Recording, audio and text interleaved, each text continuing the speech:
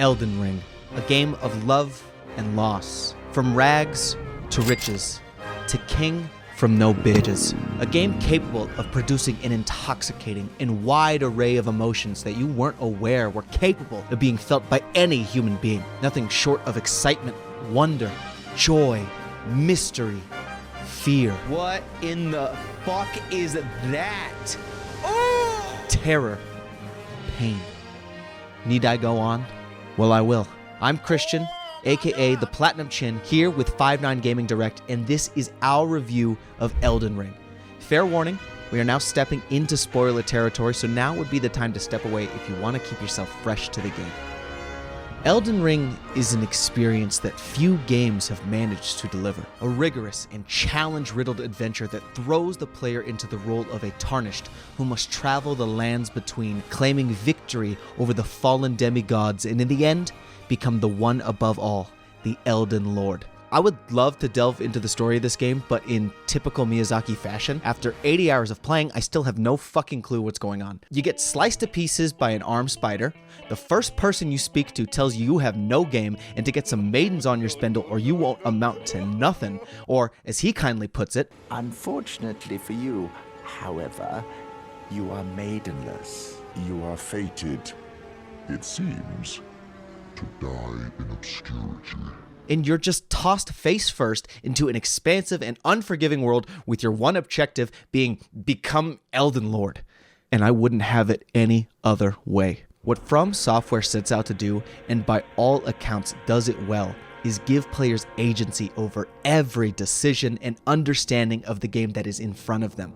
Yes, there is a story, and elements of it are scattered across every bit of the game, from messages on the ground, notes, paintings, every piece of equipment, and the sparse dialogue provided by the NPCs placed around the world. But what I find to be the best experience when trying to understand what is going on around you is talking with friends or even the community abroad who are also in the middle of their own adventure. Theorizing and discussing possible connections between characters and quests is beyond exciting. Getting this chance with a fresh Soul-style game to put together the story in real time with everyone is an experience that most developers cannot offer. So to be among the handful that do, and to do this kind of world building so well and so consistently with their games is just simply put, amazing.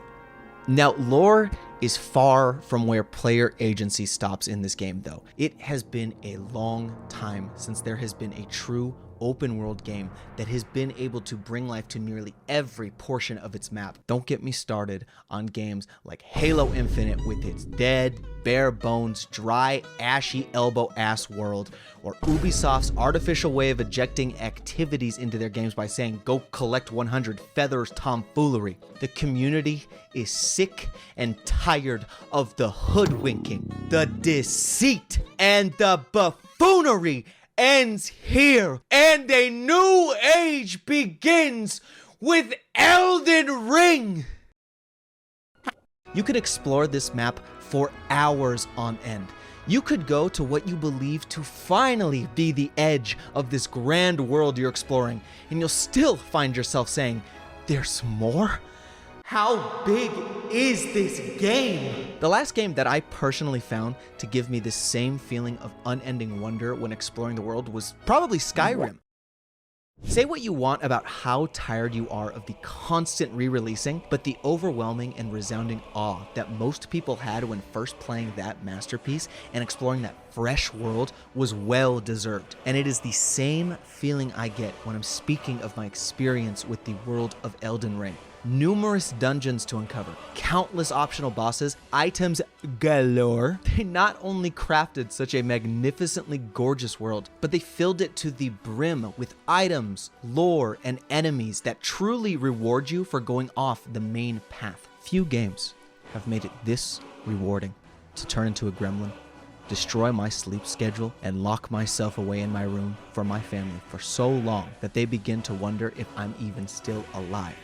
So if you're watching this, Mom, the answer is yes, and I'll be down for dinner soon. Even when extending themselves into such new territory when it comes to the overall world of Elden Ring, FromSoftware still continues to produce that rage-inducing yet utterly euphoric challenge that every longtime fan of the series and masochist yearns for. He got me while I was climbing the ladder. It's tough to put into words just how much I am in love with the enemy and combat design of this game. The thing about these FromSoftware titles is you have to understand that most things in this game are your own fault. The enemies and mechanics behind them are so well-rounded, and the game really offers you so many tools to overcome the challenges they present to you. Ah, just like that! Like that! What is that phony fucking baloney? If the game is riddled with freezing in the most high-intensity situations, then sometimes you just have to get good. FromSoftware, I am on my knees and begging. Please fix the freezing issue. Please. I can only hold back the beast inside for so long, and I really like this controller. In all seriousness, I genuinely am a big fan of the bosses in this game, and even most mob enemies. While Souls games are truly littered with utter BS, this game is filled with memorable and engaging battles that have just been a joy to either talk about with my friends or refight either in New Game Plus or being summoned to help other players. I still get so excited even when I visit the hellish pits of Florida. Oh, sorry. I still kind of struggle pronouncing some of the places in this game. I think it's called Caelid. Yeah, when I visit Caelid and fight Radon and his trusty little steed with just my sword and a whole bunch of summonable sacrifices to help me. So, if you find that you're willing to put yourself through the Elden Ringer, just take it slow, explore at your own pace, and for the love of God, don't let gatekeepers make you feel bad for using components of the game to make it easier on yourself. Overlevel yourself, summon your friends, who cares? All I hope is that you give this game the chance it deserves. It's been a long time since a game has come out so full, finished, and polished, and honestly, I don't think anybody can disagree with that. So it's no exaggeration to call this one a masterpiece. Well, that's all from me, guys. My name is Christian, aka ThePlatinumChin, here at 5-9 Gaming Direct, and I want to thank you guys for watching. Don't forget to hit the like button and consider subscribing to stay up to date for our news, reviews, podcasts, and more. I'll catch you guys next time.